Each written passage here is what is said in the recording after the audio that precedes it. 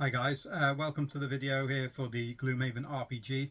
I spoke to Boardgames who make Gloomhaven and the new Buttons and Bugs little game they've got, which is awesome, and Frosthaven and a few other games, obviously Jaws of the Lion. And they've got quite a bit of information to share with you about the RPG. So if you're a fan of RPGs, tabletop games, Dungeons and Dragons, I think this will be of interest to you because the Gloomhaven world is so rich and well crafted. It's very exciting to me. If you want to see more videos like this, please let me know and subscribe to the channel. It would really help. Thanks for watching. Let's get to the information, and I'll try and go from a list of stuff which I've got written here as best I can and as much detail as I can from what I spoke to the marketing director about at the expo.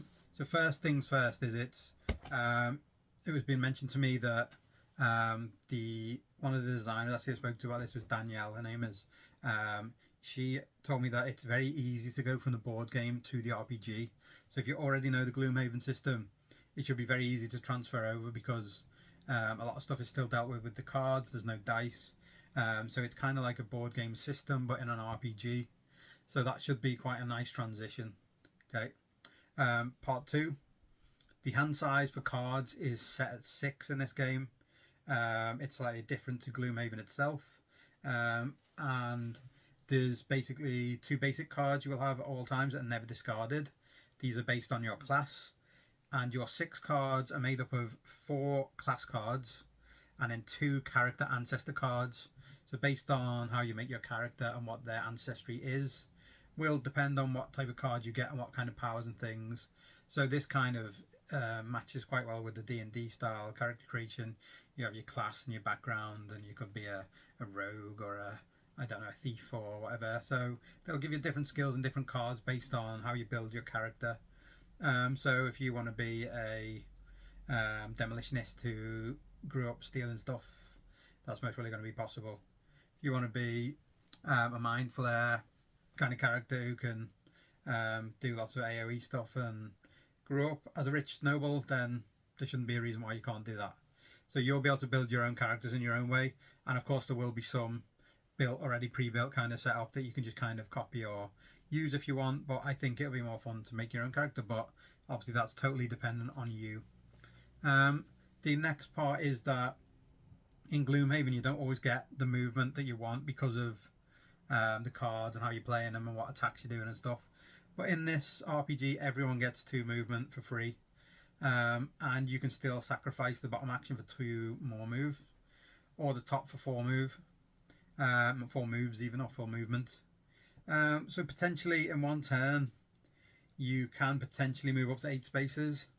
So like say if you get the 2 free movement plus 2 for sacrificing the bottom action and 4 for sacrificing the top, 2 plus 2 plus 4 is 8. So you could go 8 moves in one turn, which is way more than you could do normally in Gloomhaven, apart from some special powers maybe, but it's needed in this type of game in an RPG to get around and to actually do the things you're most probably going to want to do. Obviously it's a slightly more open system than Gloomhaven, so you're going to need that for if you want to do cool stuff. There's some of the basic things that you can do with your characters, such as interact, deal with equipment, all these types of things that you would want in an RPG. Like I say, it's very open to your interpretation. You can kind of do pretty much anything that you want. You will have basically what they call in attribute checks, and you will use the modifier deck like you do in Gloomhaven for these. So you could get the extra plus damage or the ×2 damage, or sometimes even the critical miss from these type of things. And again, that doesn't need dice like you would in D&D, so you're not rolling a d20 to do these, you're just using your attribute check like you would in Gloomhaven. So it should be a very similar and smooth transition because of that. And like I said, yeah, I asked the designer, is it open to do whatever you want? If I want to, learn how to play the piano with my character, can I? If I want to go off in a random direction, even though the story is telling me to go somewhere else. She said, yeah, it's open to do what you like. So imagination's going to be key here.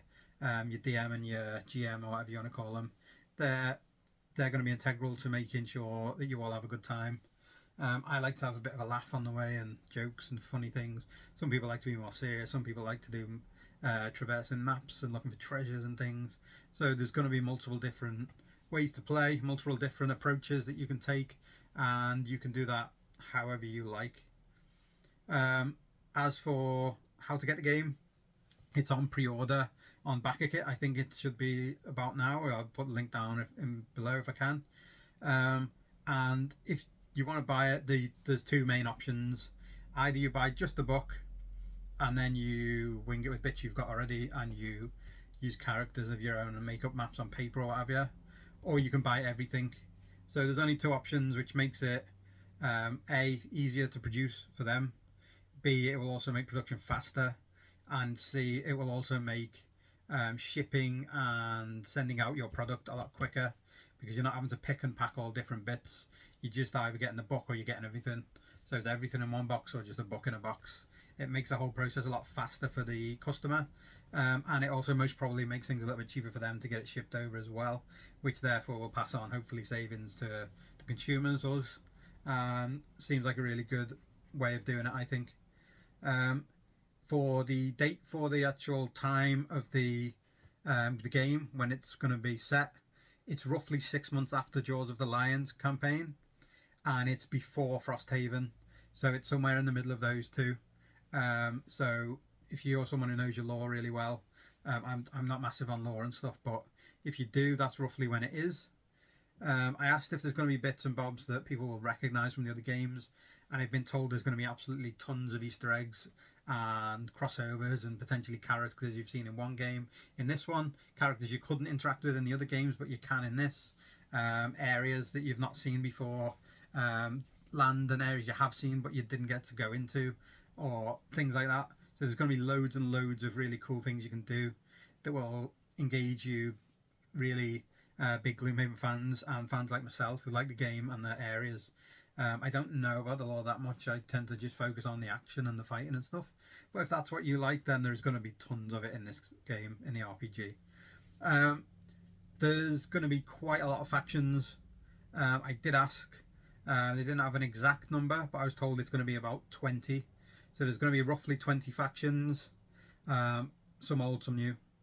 So that would be really cool. I like the new factions, and I like the different races and things in games, so that's going to be interesting to see. There's a lot of new locations or more detail on some known areas, like I just said. So you might have seen them in Gloomhaven at the edge of a map or on your map, but you weren't able to go in.